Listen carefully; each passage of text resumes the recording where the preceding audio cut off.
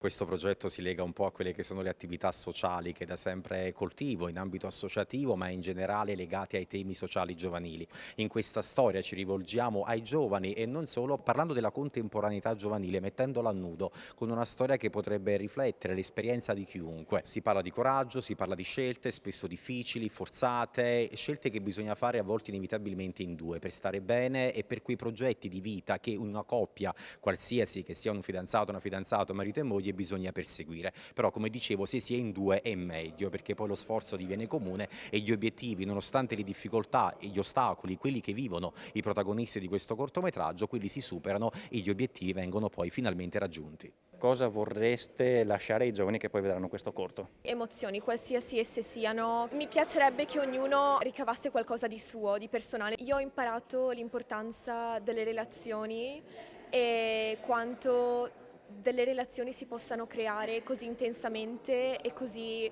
velocemente e essere veramente importanti. Questo ruolo per me è stato veramente significativo perché comunque ho dovuto attraversare delle emozioni molto forti, ovvero di una persona che è malata, che sta lasciando, sta per lasciare non solo tutta la sua vita ma anche quella della vita del ragazzo nelle proprie mani, nella vera e propria disperazione. È un corto che ha uno scopo sociale che a me piace molto, vuole cercare di infondere una sorta di ottimismo generale perché la vita non è solo rose e fiori, come si spera, però alla fine con la forza di volontà, il coraggio, si possono superare tutti gli ostacoli e c'è sempre un finale per chi comunque prova a vivere, a mettercela tutta.